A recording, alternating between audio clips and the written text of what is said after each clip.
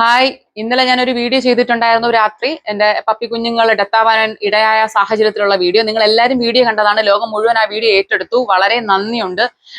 Maximum എത്താൻ പറ്റുന്ന എല്ലാ കരങ്ങളിലും എത്തി. അതിന്റെ സൈഡ് എഫക്ട് ഇന്ന് ഞാൻ അറിഞ്ഞു. എനിക്കിന്ന് ചേട്ടന് എൻഡോസ്കോപ്പി ഉണ്ടായിരുന്നു. നന്ദപ്പന് ചെവി ഇൻഫെക്ഷൻ ആയിട്ട് ഭയങ്കരമായിട്ട് കോംപ്ലിക്കേഷൻ ആയിട്ട് മെഡിക്കൽ കോളേജ് ഹോസ്പിറ്റലായിരുന്നു. അപ്പൊ അവിടുന്ന് റിലീസ് ആയപ്പോൾ തന്നെ 3:45. അത് കഴിഞ്ഞിട്ട് ഇതിനിടയ്ക്ക് ഉച്ചയ്ക്ക് എനിക്കൊരു 1 മണിയൊക്കെ 1-2 മണിക്കകത്ത് സൈബർ സ്റ്റേഷനിൽ നിന്ന് പോലീസ് കോള് വരുന്നു.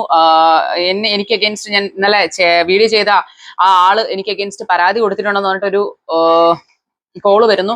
കോംപ്രമൈസിന് ചെല്ലാനായിട്ട് ഞാൻ പറഞ്ഞു ഞാൻ ഹോസ്പിറ്റലാണ്, വരാൻ പറ്റില്ല എന്ന് പറഞ്ഞു. എന്നിട്ട് ഞാൻ ഈവനിങ്ങിൽ പോയി ഞാൻ ആശുപത്രിയിൽ നിന്ന് കുഞ്ഞിനെ വീട്ടിൽ പറഞ്ഞിട്ട് നേരെ പോയത് അവിടെയാണ്.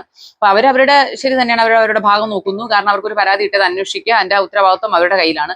പക്ഷെ എനിക്ക് മനസ്സിലാവാത്തത്, ഇന്നലെ എനിക്ക് ആശുപത്രിയും എനിക്കെതിരെ പരാതി കൊടുത്തിട്ടുണ്ടെന്ന് പറഞ്ഞു. ഞാൻ ചോദിക്കുന്ന, ആശുപത്രിക്ക് എന്തും ആവാം, നമുക്കൊന്നും ആവാൻ പാടില്ലേ? ഈ ആശുപത്രി സിമ്പിൾ ആയിട്ട് ഒരു പപ്പ് പാലകന് ഓക്സിജൻ കൊടുത്തതിന് പൈസ ഈടാക്കിയപ്പോ എന്താ ഈ ആശുപത്രി ഇതൊന്നും അറിഞ്ഞില്ലായിരുന്നോ? ആശുപത്രിയും ആശുപത്രിയിലെ അംഗങ്ങളും കൂടെ ചേർന്ന് എനിക്കത് അങ്ങ് പരാതി കൊടുത്തപ്പോ ആശുപത്രിയിലെ വീഴ്ച അങ്ങ് മറഞ്ഞോ? അപ്പം എനിക്ക് ചോദിക്കുന്നത്, നമുക്ക് പ്രതികരിക്കാൻ ആർക്കും പാടില്ല. ഇപ്പൊ എനിക്ക് ഇങ്ങനെ ഒരു സോഷ്യൽ മീഡിയ ഉള്ളത് കൊണ്ട് ഞാൻ പ്രതികരിച്ചു.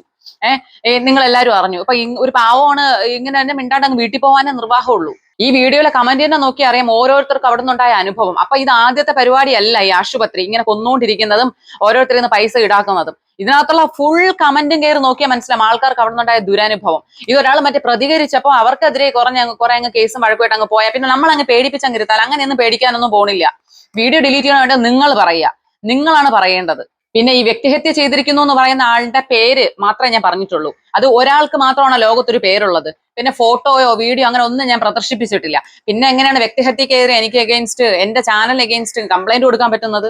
പിന്നെ ഇതൊരു എന്ന് വെച്ചാൽ ഇന്നലെ കാണിച്ച പ്രകടനം ചില്ലറയ്ക്ക് ആയിരുന്നില്ലല്ലോ. അപ്പൊ എങ്ങനെയെങ്കിലും സ്വയം രക്ഷപ്പെടണ്ടേ?